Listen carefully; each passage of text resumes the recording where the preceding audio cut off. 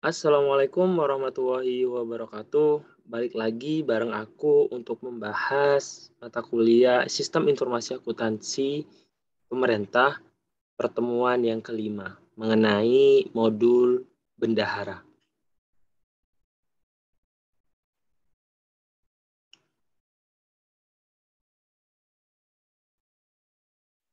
Ini merupakan yang akan kita bahas, yaitu pendahuluan, proses bisnis, gambaran umum, dan risiko dan pengendalian. Kita langsung ke pembahasan yang pertama.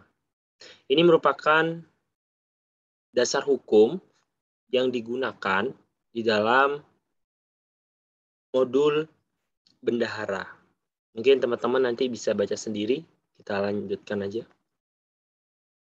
Ya, ini adalah definisi teman-teman. Definisi dari bendahara, bendahara umum negara, bendahara penerimaan, dan bendahara pengeluaran. Jadi bendahara itu apa sih gitu kan? Nah, definisi ini tertuang di dalam UU nomor 1 tahun 2004 itu. Bendahara adalah setiap orang atau badan yang diberi tugas dan atas nama negara atau daerah menerima, menyimpan, dan membayar atau menyerahkan uang atau surat berharga atau barang-barang negara. Ya itu ya. Jadi bendahara itu adalah orang atau badan gitu kan. Dia menerima ataupun menyerahkan gitu kan. Menyerahkan uang ataupun surat berharga gitu. Kemudian bendahara umum negara adalah pejabat yang diberi tugas untuk melaksanakan fungsi bendahara umum negara. Nah, di dalam bendahara gitu kan teman-teman, itu ada dua macam teman-teman. Ada bendahara penerimaan, ada bendahara pengeluaran. Apa sih bedanya gitu kan? Bedanya adalah ada di sini teman-teman. Kalau bendahara penerimaan itu ya dia akan gampangnya adalah menerima, menyimpan, menyetorkan, melakukan uang pendapatan negara. Kalau uang pengeluaran gitu kan, bendahara pengeluaran itu yaitu dia yang akan mengeluarkan untuk belanja negara gitu. Jadi secara simpel kalau bendahara penerimaan itu jika ada pendapatan negara dia yang akan nerima, tapi kalau ada pengeluaran-pengeluaran negara dia yang akan dan kalau ada pengeluaran-pengeluaran negara maka akan dilakukan oleh bendahara pengeluaran. Nah, ini teman-teman, konsep dan kerangka teori gitu kan. Bendahara umum negara yaitu adalah Menteri Keuangan selaku bendahara umum negara. Menteri Keuangan itu mengangkat yang namanya kuasa bun. Biasanya itu adalah KPPN, teman-teman. Sini ya, KPPN itu. Untuk memudahkan gitu kan dalam rangka pelaksanaan dalam wilayah kerja yang telah ditetapkan. Tugas kebendaharaan sebagai dimaksud pada ayat 1 meliputi kegiatan menerima, menyimpan, membayar, dan menyerahkan, menata usahakan kas dan uang dan surat berharga yang berada di dalam pengelolaannya. Nah, ini tugas utama kuasa bun yang sudah dibentuk oleh Bu Menteri di poin 2 itu. Sini teman-teman, yang pertama adalah memerintahkan penagihan piutang negara kepada pihak ketiga sebagai penerimaan anggaran. Yang kedua adalah melakukan pembayaran tagihan pihak ketiga sebagai pengeluaran anggaran. Ya, yang dilakukan oleh KPPN dalam menerbitkan SP2D, mungkin seperti itu teman-teman ya. Nah, ini adalah konsep juga teman-teman kebendaharaan pada Satker di Kementerian Lembaga. Menteri atau pimpinan lembaga atau gubernur, bupati, wali kota mengangkat bendahara penerimaan untuk melaksanakan tugas kebendaharaan dalam rangka pelaksanaan anggaran pendapatan. Nah, ini anggaran pendapatan. Ya, jadi tetap sama ya. Jadi bendahara penerimaan itu yang melakukan pendapatan, seperti itu simpelnya.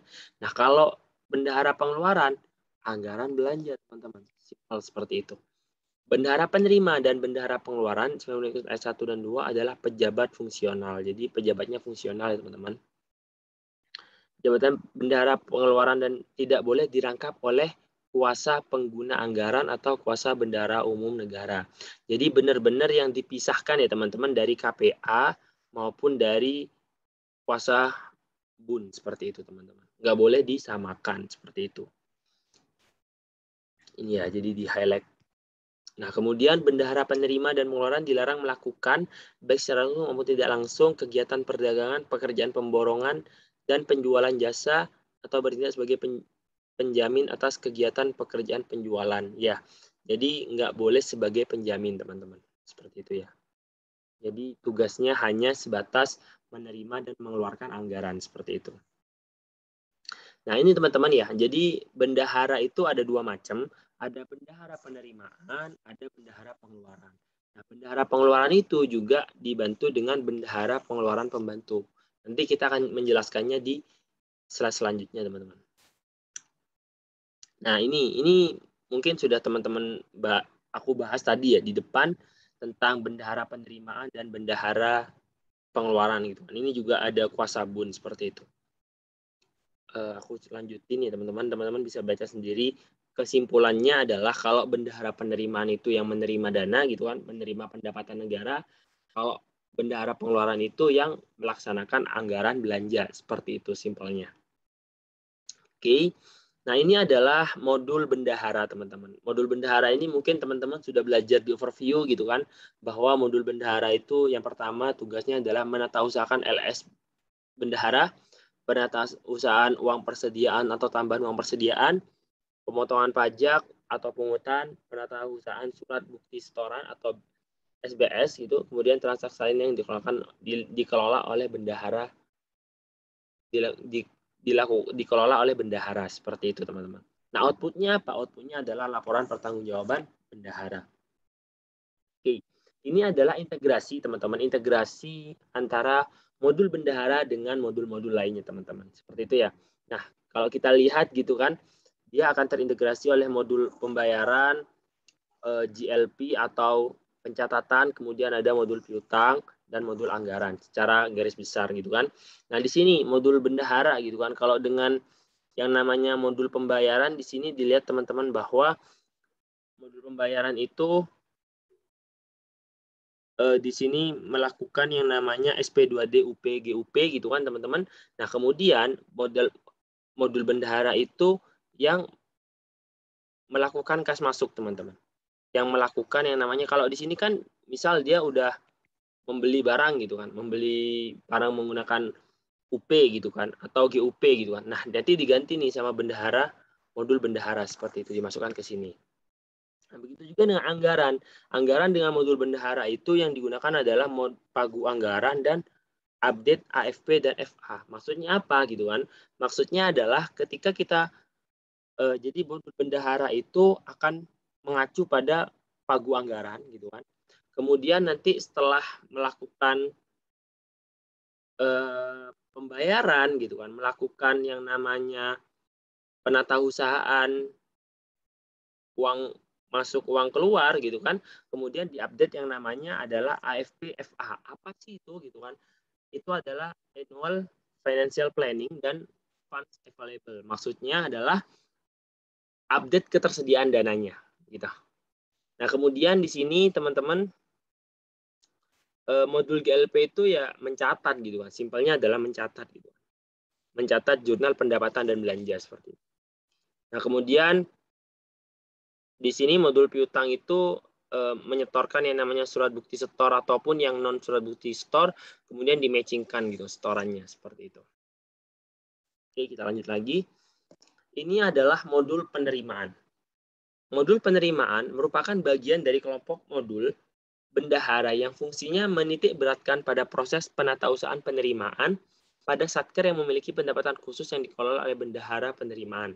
Ini adalah lingkup fungsionalnya ya teman-teman. Ada ini, ada ini, ada ini, ada ini, dan ada ini. Kita akan bahas di slide selanjutnya teman-teman. Oke. Ini adalah integrasi teman-teman, integrasi dengan modul lainnya gitu kan. Di sini ini ada modul bendahara gitu kan. Sebelum ada modul bendahara itu harus atau orangnya itu harus melakukan yang namanya registrasi dulu biar bisa menggunakan modul bendahara seperti itu. Kemudian terhadap modul pembayaran ini informasi realisasi PNBP dari potongan SPM itu, kemudian dari modul anggaran ini estimasi pendapatan teman-teman. Dan modul GLP ini ya jurnal seperti itu. Dia akan melakukan yang namanya jurnal. Nah, ini ya teman-teman, ini adalah yang ini, lingkup fungsionalitasnya dari modul bendahara penerimaan. Yang pertama itu adalah pengelolaan PNBP fungsional. Di sini PNBP fungsional itu apa sih gitu kan? Merupakan penerimaan yang berasal dari hasil pungutan KL atas jasa yang diberikan sehubungan dengan tugas pokok dan fungsinya gitu. Di sini urutannya yang pertama adalah membuat bukti store atau SBS, kemudian dilanjutkan mencatatnya gitu kan, mencatat setoran PNBP fungsional berdasarkan SBS-nya, kemudian mencatat setoran PNBP dana titipan dana pihak ketiga, kemudian diupload ADK PNBP dari aplikasi Simponi, kemudian dimonitoring. Untuk lebih jelasnya lagi, kita akan masuk ke contohnya, teman-teman ya. Di sini ada contoh dari pengelolaan PNBP fungsional. Yang pertama itu setoran PNBP menggunakan surat bukti store dan yang non surat bukti store. Yang pertama adalah contoh transaksinya sama-sama adalah penyewaan. Yang pertama adalah setoran penyewaan gedung aula kantor dan penyewa ke bendahara kemudian ke kas negara. Nah, di sini dibuat atau mencatat yang namanya SBS, teman-teman. SBS tadi itu kemudian dimasukkan ke JL laporan, dimonitoring penerimanya, kemudian disetorkan ke PNBP. Kemudian di sini diupdate nih. Apakah sudah sesuai annual financial planning-nya gitu kan. Nah, kemudian ke bank. Nah, beda lagi kalau non SBS. Kalau non SBS nggak perlu dicatat SBS-nya dulu gitu kan. Langsung dari penyewa langsung store-nya ke PNBP gitu. Tanpa lewat yang namanya bendahara penerima. Ya, jadi langsung store ke PNBP, kemudian diupdate, kemudian dicatat seperti itu. Kemudian ini adalah pengelolaan dana titipan dan atau dana pihak ketiga. Contoh transaksinya teman-teman, setoran pendapatan lelang yang bersumber dari uang jaminan pemenang lelang DPK gitu kan.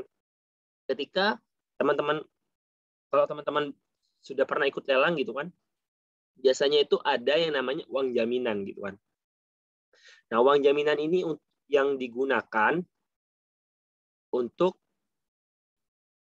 sebagai uang jaminan biar orang itu bisa ikut lelang gitu kan. Nah, uang itu kan masih belum tentu punyanya negara ya, sebagai PNBP ya. Bisa jadi orang tadi itu nggak menang lelang, akhirnya uangnya dikembalikan gitu kan. Maka kalau kita lihat gitu kan, pihak ketiga itu menyetorkan dana gitu kan ke sini, dana pihak ketiga, atau kita bisa sebut dengan juga dana titipan karena hanya menitipkan saja, kalau dia tidak menang lelang dia akan kembali gitu kan. Kemudian dicatat di sini teman-teman, jurnal kas masuk gitu kan, dicatat sebagai dana pihak ketiga atau dana titipan. Kemudian kalau dia kalah lelang, maka akan masuk ke sini teman-teman, maka akan dikembalikan ke pihak ketiga. Tapi kalau ketika dia menang lelang gitu kan, uangnya udah berarti otomatis punyanya negara gitu kan, sebagai kategori kekas PNBP gitu, kemudian disetor PNBP dana titipan gitu kan, dan kemudian diupdate available fund available-nya seperti itu. Sama halnya dengan perpajakan teman-teman, tidak ada yang beda gitu kan, sama-sama halnya seperti halnya di dana titipan ya ketiga. Di sini hanya bedanya pengelolaan perpajakan gitu kan, merupakan pengelolaan atas saldo kas yang sudah menjadi hak negara yang tergolong dalam kategori kas pajak yang bersumber dari transaksi dana pihak ketiga. Contoh transaksinya adalah pengelolaan kas pajak atas transaksi lelang gitu kan. Kalau ada pajak-pajak gitu kan, biasanya kalau di lelang itu biasanya ada pajak apa gitu kan. Jadi nanti kalau misal memang dia udah menang lelang gitu kan, ya udah berarti nanti masuknya adalah masuk ke kas pajak gitu, uang persenan pajaknya. Tapi kalau enggak ya udah dikembalikan lagi gitu kan. Karena hanya dana titipan tadi kan ya kan. Kalau dia menang lelang maka dia akan masuk ke PNBP dan sebagian masuk ke pajak seperti itu. Selainnya sama. Nah, kemudian pengelolaan kas lainnya juga sama ya teman-teman. Ini adalah hampir mirip juga gitu kan. Karena memang terkadang ada beberapa uang dari negara itu masih belum jelas gitu kan. Ini benar-benar diterima oleh negara atau enggak gitu kan. Bisa jadi enggak diterima gitu. Akhirnya jadi kas keluar, akhirnya kembali ke pihak ketiga seperti itu. Nah, ini adalah prosedur penyusunan LPJ dan pengiriman ADK. LPJ bendahara penerima yang dibuat di dalam sakti merupakan turunan dari akun-akun terkait bendahara penerimaan yang disajikan dalam laporan keuangan Satkarya. Jadi seperti itu ya. Jadi ADK LPJ bendahara penerima dihasilkan jadi dibentuk di sakti dan kemudian diunggah pada sprint seperti itu teman-teman ya. Dihasilkan atau dibentuk pada sakti dan kemudian diunggah pada sprint. Oke, ini merupakan contoh transaksinya teman-teman. Nanti teman-teman bisa baca sendiri. Sudah jelas banget gitu ya teman-teman. Ini juga adalah menu dan fungsinya. Teman-teman bisa melihat di sini ada transaksi mencatat uang masuk bendahara penerimaan. Fungsinya adalah catat kas masuk PNBP surat bukti store. Itu teman-teman bisa baca juga sendiri karena sudah sangat mudah dipahami teman-teman.